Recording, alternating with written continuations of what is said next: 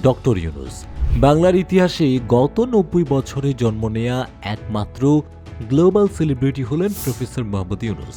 পৃথিবীতে সবচেয়ে সম্মানজনক পুরস্কার নোবেল, আমেরিকার প্রেসিডেন্সিয়াল অ্যাওয়ার্ড, মার্কিন কংগ্রেশনাল অ্যাওয়ার্ড, পৃথিবীর ইতিহাসে উপরের ৩টা পুরস্কারই জিতেছেন এমন মানুষ আছে বা ছিলেন ১২ জন। বুঝতে পারছেন পরের লাইনটা কি হবে? হ্যাঁ, সেই ১২ জনের একজন আমাদের প্রফেসর ডক্টর মোহাম্মদ ইউনূস। সংবাদ মাধ্যমের বরাত দিয়ে সম্প্রতি গুঞ্জন উঠছে ডক্টর ইউনূস আবারও পেতে যাচ্ছে পৃথিবীর সবচেয়ে সম্মানজনক নোবেল পুরস্কার। বাঙালি জাতির এই সূর্য সন্তান কি সত্যিই দ্বিতীয়বারের মতো নোবেল পুরস্কার পেতে পারেন? আগেরবার শান্তিতে নোবেল পেয়েছিলেন, এবার কিসে পাবেন? বিস্তারিত থাকছে প্রতিবেদনে। ডক্টর ইউনূস বাঙালি গর্বের এক নাম। সারা পৃথিবীতে কোনো বাঙালি এতটা সমাদর কখনো পায়নি। তাকে আমন্ত্রণ জানাতে উঠে আসে খোদ আমেরিকার প্রেসিডেন্ট। বর্তমানে বিশ্বের লিডিং ইন্টেলেকচুয়ালের যে কোনো তালিকায় টপ 10 এর ভিতরে থাকেন ডক্টর ইউনূস।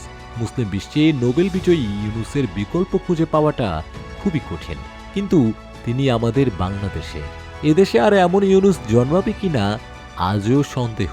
বিশ্ব তারকা লিওনেল মেসি লাইনে দাঁড়িয়ে থাকে প্রফেসর ডাক্তার ইউনূসের জন্য। অলিম্পিকের মতো আসরে মশাল বাহক হন আমাদের ইউনূস। বিল গেটস নিজে গাড়ি ড্রাইভ করে প্রফেসর ইউনূসকে দেখান পুরো সিলিকন ভ্যালি। সারা পৃথিবীর ১০৭টা ইউনিভার্সিটিতে মোহাম্মদ ইউনূস সেন্টার আছে। ইউনিভার্সিটিগুলো নিজেদের উদ্যোগে এটা করেছে। এর প্রধান কারণ হচ্ছে তার মাইক্রো ফাইন্যান্স, যেটা তাকে এবং তার গ্রামীণ ব্যাংকে নোবেল শান্তি পুরস্কার এনে দিয়েছিল। নোবেল পুরস্কারের জন্য বাংলাদেশের গর্বিত নোবেল বিজয়ী ডক্টর মোহাম্মদ ইউনূস আবারও রয়েছেন আলোচনার কেন্দ্রবিন্দুতে। বিভিন্ন সংবাদ মাধ্যম ও সোশ্যাল মিডিয়ায় দাবি করা হচ্ছে যে তিনি আবারও নোবেল পুরস্কার পেতে যাচ্ছেন। যদিও এই খবরটি এখনও আনুষ্ঠানিকভাবে নিশ্চিত হয়নি, তবে তার 3 জিরোস তত্ত্ব এবং সমাজে ইতিবাচক পরিবর্তন আনার তার কাজের কারণে নোবেল পুরস্কারের সম্ভাবনা নিয়ে আলোচনা চলছে। ডক্টর ইউনূস ২০০৬ সালে মাইক্রো ক্রেডিট ব্যবস্থা গড়ে তোলার জন্য শান্তিতে নোবেল পুরস্কার অর্জন করেন। তার উদ্ভাবিত গ্রামীণ ব্যাংক মডেল এবং তার মাইক্রো ফাইন্যান্স উদ্যোগ বিশ্বব্যাপী দারিদ্র দূরীকরণ এবং অর্থনৈতিক উন্নয়নে গুরুত্বপূর্ণ অবদান রেখেছে। বর্তমানে তার 3 জিরোস তত্ত্ব, যার মূল উদ্দেশ্য হল দারিদ্র, বেকারত্ব এবং পরিবেশ দূষণ দূরীকরণ, বিশ্বব্যাপী প্রশংসিত হচ্ছে। এই তত্ত্বটি বর্তমান সময়ের অন্যতম আলোচিত বিষয় এবং অনেকেই মনে করছেন ডক্টর ইউনূস তার কাজের মাধ্যমে আগামী দিনে নোবেল পুরস্কার জিততে পারেন। এদিকে কিছু আন্তর্জাতিক সংবাদ মাধ্যমে খবর প্রকাশিত হয়েছে যে ডক্টর ইউনূসের কার্যক্রম এবং সৃজনশীল কাজের কারণে তাকে আবারও নোবেল পুরস্কারের জন্য বিবেচনা করা হচ্ছে। তবে এখন পর্যন্ত নোবেল কমিটি থেকে কোনো আনুষ্ঠানিক ঘোষণা দেওয়া যায়নি। বিশেষজ্ঞরা মনে করছেন যদিও নোবেল পুরস্কারের ঘোষণা সামনে আসছে, তবে এটি এখনও নিশ্চিত নয়। ডক্টর ইউনূসের এই অর্জনসমূহ শুধু বাংলাদেশে নয়, বিশ্বব্যাপী তার সম্মান ও খ্যাতি বাড়িয়েছে।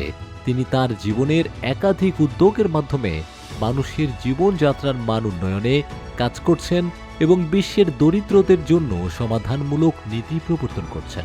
তবে এর আগে ২০২৪ সালের অক্টোবর মাসে ডক্টর ইউনূস জাপানের নিহন হিদানকিয় সংগঠনকে অভিনন্দন জানিয়েছেন, যা পারমাণবিক অস্ত্রমুক্ত বিশ্ব গড়ার প্রচেষ্টার জন্য শান্তি নোবেল পুরস্কারে ভূষিত হয়েছে।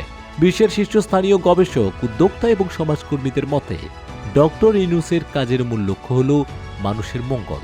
তার কাজের মাধ্যমে গড়ে তোলা মাইক্রো ফাইন্যান্স সিস্টেম আজকের দিনে আরও অনেক দেশের সরকারের দৃষ্টি আকর্ষণ করেছে এবং নতুন পদ্ধতিতে অর্থনৈতিক উন্নয়ন এবং সামাজিক পরিবর্তন আনার সুযোগ তৈরি করেছে।